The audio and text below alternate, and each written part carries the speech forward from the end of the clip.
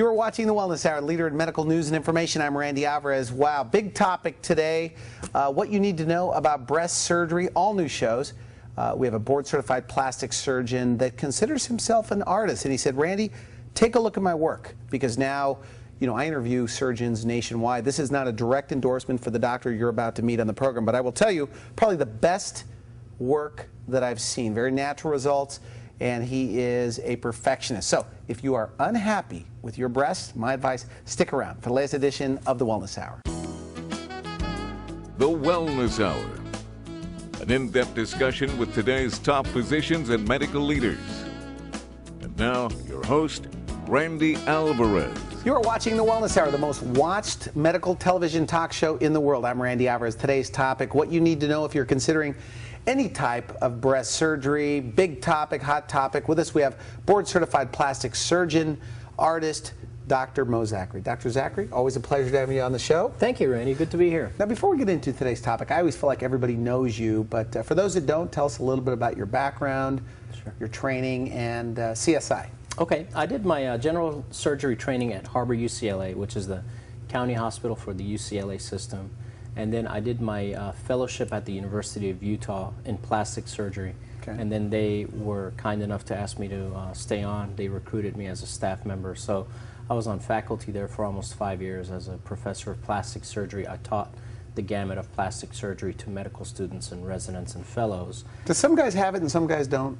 By the way, as far as an eye, an aesthetic eye to make something look beautiful? Yeah, you have the guys that are very academic and they stand there and they draw lines and they mark the patient, and and then you got the guys that sort of freehand it, and they have a vision and they can make it look the way they want it to. Yeah, and then I was recruited to the desert, and I eventually joined Dr. Ball's practice at the Cosmetic Surgery Institute. Big place, big place. It's a 6,300 square foot building. We have 2 operating rooms which are double certified by different accreditation so it's bodies. Safe. I mean, safety is big on your list. Absolutely. We don't skimp and we don't cut any corners. Now, you do everything there, by the way. We're having you on the show talking about breast augmentation or breast surgery today. Right. But I mean, you have IPLs, you have lasers, you do fillers, you do everything. You bet. We have a full gamut of lasers. We have 2 very talented estheticians. Yeah. And we have a wonderful laser nurse, very, very knowledgeable about what she does. And we have a great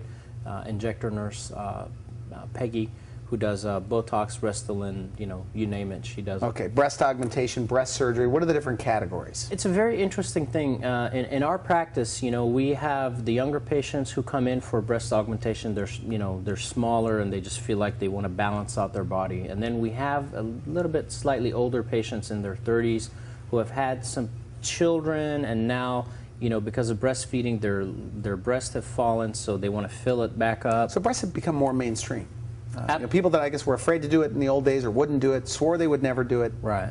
Are doing it. Absolutely. And I think what happens is all the controversy is settled down with silicone controversy implants. about what? Oh, silicone. All the silicone, hubbub that happened, the silicone leaking and things like that. We had a silicone implant on this show. They cut it. The surgeon cut it. Right. It doesn't come out. Absolutely. Is that? And that's the key. People don't know that, I Yeah, guess. because the silicone particles have actually been bridged by extra oxygen molecule. So all the silicone is clumped together. So the leakage has been taken out of that factor. Even if, God forbid, I always tell my patients, if you get involved in a car accident, you hit the steering wheel or airbag deploys, hits you, and your implant cracks under the pressure, you'll never know it because that silicone doesn't leak. It stays right there. So it's very important. I asked you right before we went on, what's the percentage of patients do you do silicone over the, what do you call the other, by the way? Saline. Okay. Saline. And you said 99%. Saltwater implants. 99% of our implant breast augmentations now are with silicone. And the things that I tell my patients during consultations, the patients haven't heard anywhere before. I mean, I really open things up for them. I take them to the next level. And we have a lot of patients that come and visit us from all over the country. And they come back a year later, I've gone to the best breast augmentation surgeon, on the East Coast, on the West Coast, in Canada, here, there, and I'm back to you. A year and a half later, everything that you told me makes sense. I went and did There my is a lot of research, art to it because I'm still skeptical. I still feel, after, on our show airs nationwide, we're in Canada, we just launched there, but it seems a straightforward procedure. Yeah, But it's not, you're saying. Well, you know, it's so funny that you mention that, because all my friends, they're like, oh man, you got the best job, you know, you just go in and put in the implants, boom, you're done, you know, and you can go home or go play golf or whatever. Yeah. No, that's not true. You know, what happens is there's a lot that goes into these implants, and there's a lot that goes into the art of it. The design. The design of it. To and make the them engineering even. of it. Absolutely. You say you sit people up to see how they fall. Right. Is that right? During our consultations, the first thing that I do is, you know, I go in and introduce myself to the patient, and then they change into a gown, and then Becky and I, our patient coordinator. I've met Becky. That's right. She comes in with me, and her and I, we have a very good eye now for the patients, and we try to balance the shoulders to the hips using the breasts. So as far as size? Right, as far Okay. as the size of the implant. So we actually have special bras in our practice. We have them put on a special bra, we put in sizers, and then we have them put on a tight-fitting shirt. And we have them try on the size, and then whatever size they like or their husband likes, you know, we usually tell them to come in. Do they bring in with their partner? Absolutely. We encourage them to come in with either their partner or their best friend or someone. And then we have them keep those implants in, and I really educate them towards all of their options as far as the type of implants, shape of implants, texture of implant is very important. One of your friends, board-certified plastic surgeon, I know big where you're smile, you know going. who I'm talking about? He says to me, and he presented a convincing case, he says, Randy, I don't like silicone. He says, he says, number one, it's easier to put in the others, because I Right. guess they go in and you inflate them in the breast. I didn't know that either, right? What's your response to that? Him saying, I think it looks better, it's easier for the surgeon, better than silicone. I know, and he actually, saline better than silicone. and he actually says that saline turns out softer than silicone. I honestly think, you know, the I mean, thing do you is, think he's wrong? I believe that he is, in my opinion, and I'll tell you. And I'm not saying never this met anybody behind that his said back. that. You'll show him a clip of the show. He and I have very honest conversations about this, and we get very passionate about the way we talk because we are perfectionists at our trade. Okay. I think that there's a geographic phenomenon going on with implants now. On the West Coast, we tend to be ahead of everybody else in the country. And so I think we're 5 years ahead of everybody else in the country as far as silicone He did say implants they are weren't ready concerned. out there where he's Exactly. from. Okay. Nevertheless, I think it's going to catch up. But there's all these little intricacies that you have to point out to the patients and you have to explain to them. Now, to get back to your original question, there's 4 ways to approach the breast. You can go in through the belly button, you can go in through the armpit. I think those are really silly gimmicks that you see on, I don't want to say, but you see on plastic surgery TV shows. Yeah. You know, Hate those shows. We're No operating here. Yeah. The only good show on TV, by the way, I always tell people, Is the wellness hour. right? Exactly. Yeah. Well, Anyway. you know, we're operating here. I don't have, as a good surgeon, I don't have any business dialing long distance. Surgery is very traumatic to the body. It causes a lot of scar tissue. As a good surgeon, I want to go in and out of the body through the shortest route. So where do you go? I like to go under the pec muscle. To go under the pec muscle is very, very important because the pec muscle up top here is very thick, okay? So you want to put the top of the implant under the pec muscle so you get a very nice clean tapering of the breast. What I hate is where the chest wall comes and then boom, the implant comes like this, like a coconut on the chest wall. And then the other thing is that from a medical standpoint, it's very important to put the implant under the muscle because of mammogram reasons, right? Because you're bypassing the breast tissue, you're putting the implant under the muscle. In essence, that muscle is pushing up that breast tissue, opening up that breast tissue so that the radiologist can effectively read the mammogram. So are they still putting them on top of Yes, the muscle? absolutely. All the time? All the time. And I It don't really happens. understand why, you know, doctors do that. You really don't. Okay, believe it or not, we're going to take a quick break. We come back, some of these photos of your work, and we'll go from there. You're watching The Wellness Hour, the leader in medical news and information. I'm Randy Alvarez. If you're considering any type of breast surgery, my advice, stick around for the next segment. We'll be right back. You're watching The Wellness Hour, leader in medical news and information. I'm Randy Alvarez. With us, we have board-certified plastic surgeon, the doctor that's considered the go-to guy for a natural-looking breast. Is that what you're trying to do, get a natural look? Absolutely. I always tell my patients if I do my job well, we balance the shoulders, tie in the shoulders to the hips. What happens then is, because you have to understand, when you meet somebody for the first time, whether you realize it or not, you're judging them from head to toe. And so the worst thing is for somebody's eyes to get stuck at the breast. What I like to do is, if I do my job well, the body flows well in symmetry, and the waistline really comes out. If you choose the right size implant for somebody, you know, everything flows. Is it true, though, that the biggest regret is women, they didn't go big enough? Yeah. Does that happen, or I think, not in your practice? You know, I think it's a lot of times what happens is breast surgery is a very emotional surgery. And so patients always get this, for the lack of a better term, I call it buyer's remorse. They come in for the first 3 months and they're like, oh, I should have gone bigger, I should have gone bigger. And I just tell them, you know, relax, your mind's eye is getting used to your new body, so just relax and go good point. with it. But, you know, the main danger that you run into as far as going too big is you don't want to make somebody look matronly. If you make them look matronly, then they look top-heavy and they actually look fat. They could look heavier in the wrong clothing. Yeah, absolutely. And then the second danger, not as much as going too big, is going too small. If you go too small, especially if the patient has dominant shoulders, then the shoulders swallow up the implants and they don't feel like they've had anything done. So it's very important to size them properly and just go in the right size. Now, you know, don't get me wrong. I get patients that come in, they say, well, you know, I'm in the adult entertainment industry, or, you know, whatever, you know, I need to go bigger. Okay, fine. You know, if you're sure that you want to go bigger, you know, let's go bigger.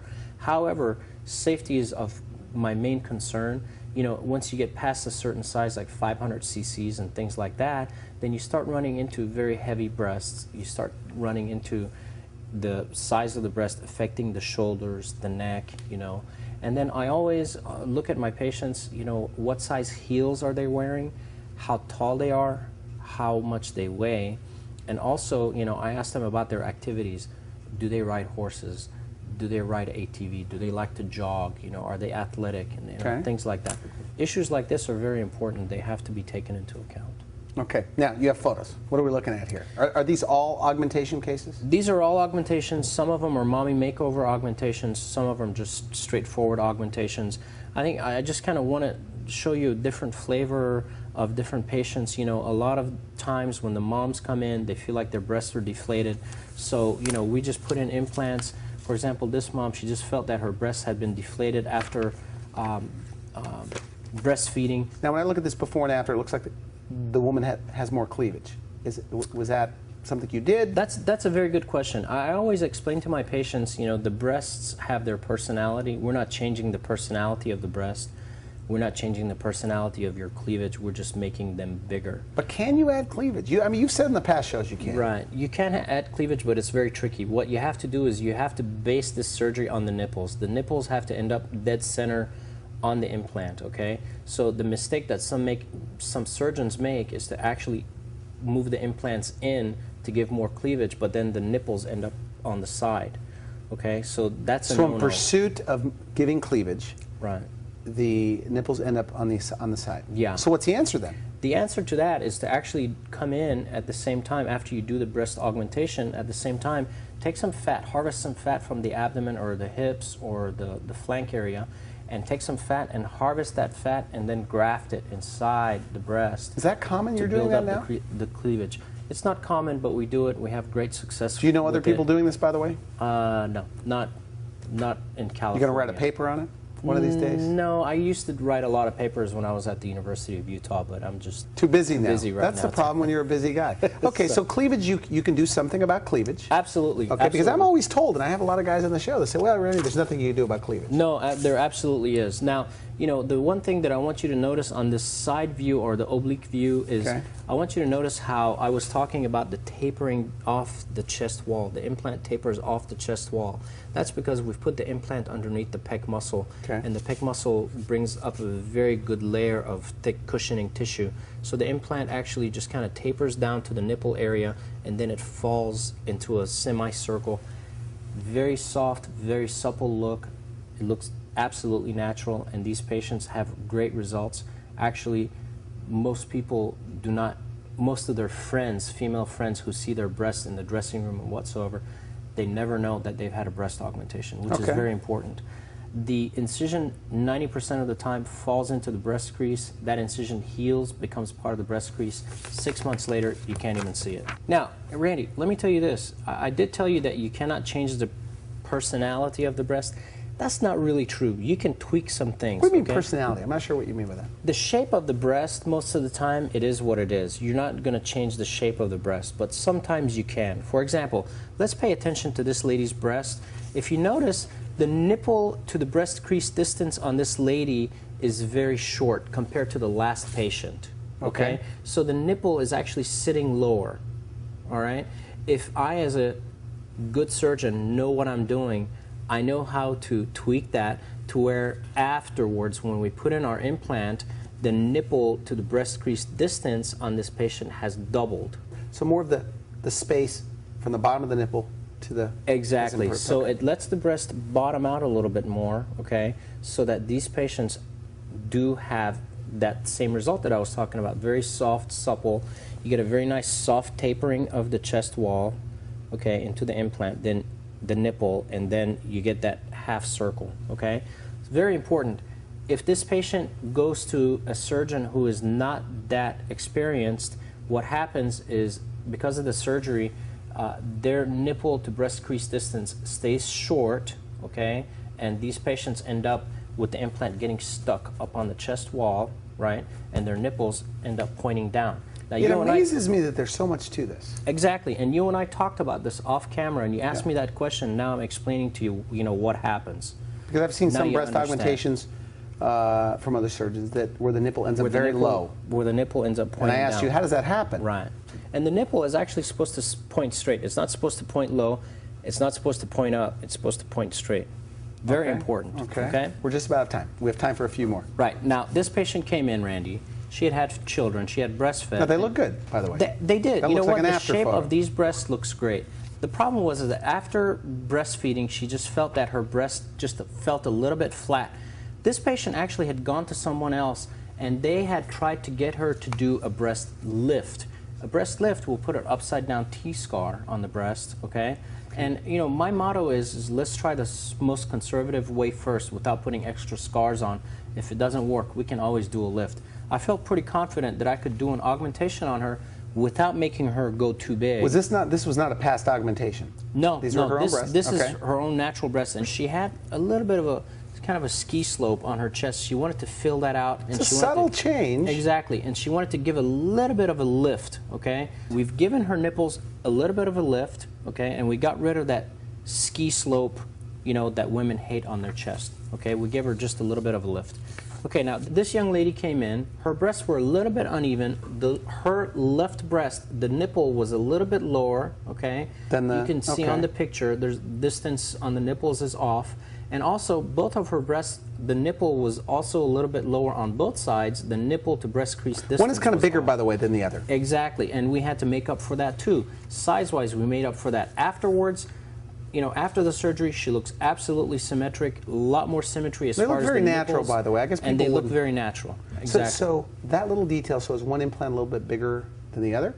Absolutely. What we do is, not only do we size them in the room during the initial consultation, but we also do one final sizing on the operating room table.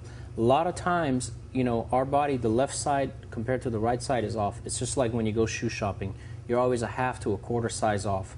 So it's the same thing. We size them, and they're always a little bit tiny off. All right. And if we feel like we can improve upon it, we do. Now, if you look at the oblique view, again, as I pointed out to you, the left breast, the distance from the nipple to the breast crease is off a little bit. The left nipple is a little bit lower. Oblique post-operative view, the breasts look absolutely natural. Very nice result. This young lady is absolutely happy. She went off to college. She's living her life. She's just fabulous. She is. So they love the difference. So happy because, that little asymmetry of her nipples was wreaking havoc on her Is emotions. that right? So, I mean, it bothers you, do something about it. Is your... Okay. Now, literally, we have probably a minute left. Sounds good. The same thing here. This was a mommy makeover. This patient came in. She'd had 2 previous pregnancies. If you notice, the shape of her breasts were good. However, look at the distance between the nipple and the breast crease. They're a little bit lower before surgery, after surgery. So the distance underneath the nipple. Right. Before. The distance after. between the nipple and the breast crease. It's like a lift. Exactly. They look like they've had a lift. The nipples, the breasts themselves are perky. The patient is, once again, she is so happy because she has had exactly the result that she envisioned. We're out of time, and I want to talk a little bit about redos and what you're doing for people that have had breast augmentation in the past. Maybe they want them fixed. So sum up augmentation. You say it's in the details. Right. You know, and the problem at hand is that the patients think that it's cookie cutter, but the surgeons also think it's cookie cutter. 90% of surgeons out there think that breast augmentation is cookie cutter, and it is what it is. They tell their patients, sorry, that's the best I can do for you. Because I talk to doctors, they say, well, it is pretty easy to do. I'd rather get more. I talk to you on the phone, you say, no, it's tricky. It is very tricky. To make tricky. it right, big difference. The results that I'm talking to you about, changing the breast crease distance from the nipple, things like that, not too many people can achieve these kinds of results with breast augmentation, okay? And so that's what patients have to realize is they cannot just settle for mediocre results when they can have excellent results, you know? But the problem with patients is that they can go to 9 breast augmentation surgeons and they can get 20 different opinions, you know, and they come in and tell me other people's opinions and I'm like, oh my God. You know, really? It leaves the patients so confused, and it takes so much time then to sit down and re-educate them and actually, you know, and it makes me feel kind of bad because they've already had surgery. Now they're coming back for a second surgery. I'm having to fix them. So you fix a lot? 40% of my practice in breast augmentation is reconstruction, fixing other people's mistakes. Redoing. And the number, let's say top 2 things, and we're out of time, top 2 things you're fixing, just the symmetry? You bet. The symmetry is the first thing. Second thing is putting the implants, taking the implants from over the muscle, putting them under the muscle, and also capsular contracture. A lot of times when you put implants over the muscle, they tend to harden more. So hardening breasts, you can deal with that? Absolutely, by taking it and putting it under the muscle, because the muscle provides a natural barrier that's constantly massaging that implant, and it keeps scar tissue from forming. And what is this technique? I told you about this gal. She says there's a surgeon in Beverly Hills. He does half under the muscle, part over the muscle. Right. What is that all about, and who's a candidate for that? And do you do that? Yeah, absolutely. It again depends. You know, these are the things that I have to pay attention to and tweak. Like if I want to make a longer distance for the breast crease to the nipple distance, then I have to skip some of the muscle in that area, and I have to go under the muscle above the nipple so that I let the implant bottom out. So the muscle is pressing on top of the implant and it's pushing the bottom of the implant out to make that implant bottom out so that it makes that lower pole of the breast stretch out, right? Okay. Whereas if you have a patient who has done a lot of breastfeeding and they have hanging tissue, okay, then you have to put the implant all the way under the muscle so that the muscle hugs the implant, makes the implant right up high. If the implant is riding up high, then it takes that breast tissue from the bottom and it lifts it up. Okay. So there's a lot of intricacies, and there's a lot of. And you're a perfectionist, you say? There. Yeah. Oh, yeah. You have to be. You think you're one of the best, by the way? I do. I do, because it's my passion, and I mean I'm not vain or arrogant about it. You know, the thing that I have noticed is that I'm getting a lot of different referrals from doctors' offices. I get a lot of referrals from around the country. Do people, by the way, see you on my program and feel like they know you? Do they go in and say that? Sometimes it's unsettling because during the consultation I'm talking to the patient and they verbatim, they keep repeating everything I'm saying. They're like, oh yeah, I watched this on the Randy Alvarez show, and so some of them... You tell them that's a good show, right? Well, they know it's a good show because a lot of them have watched it 9 or 10 times. Do they say that they watch it 9 or 10 times? Absolutely. It makes me feel very good that I'm educating patients all around the valley. Okay, so if you're not happy with your breast, do something about it, or at least get a consultation. Yeah, I think the most important thing I can tell my patients is during the consultation, make sure that, first of all, your doctor's staff is kind to you because you're going to be dealing with them a lot before and after surgery. We're very, very heavy as far as our patient care after surgery. We see our patients a lot, and it's an open door policy. Second of all, make sure that your doctor has a good before and after portfolio. It's got to be thick, not 1, not 2, not 3 pictures, 20 or 30 pictures. That's so important. That's probably the most important thing. You'll know them by their work. Absolutely. This is on these photos are on your website? Some of them are and some of them aren't. We keep trying to add on, you know, each and every time. So certain doctors tell me, Randy, I just don't have a bunch of before and after photos. I don't get them, this and that. You think that's an excuse? Because you have hundreds. That is, that would be unsettling. Like a red flag? Yep. Would you say? Okay, so board certification, very important to you? Yes. Okay, look Before for an and artist, after. look at their before and after photos, bet. and make sure you get along with the surgeon. Yeah, and that's probably, you know, one of the more important things. Just make sure that you get along with your surgeon. Make sure that you can have an honest conversation with your surgeon instead of them talking down to you. You know, you got to be able to ask your surgeon. Do they do that though? I mean, certain doctors are accused of talking down. I hear that from other patients. You know, that they kind of, their physician was like arrogant, and they didn't appreciate. Nobody says that. you're arrogant. Everybody says you're a nice guy. Thank you. I try to be. All right. Well, thank you for coming on the show. Very good. Thank you so much, Randy. Always a pleasure. Always good to see you, man. You've been watching The Wellness Hour, leader in medical news and information. I'm Randy Alvarez. If you would like to see this interview again online or direct a friend to it, visit our website at wellnesshour.com. For now, I wish you good health.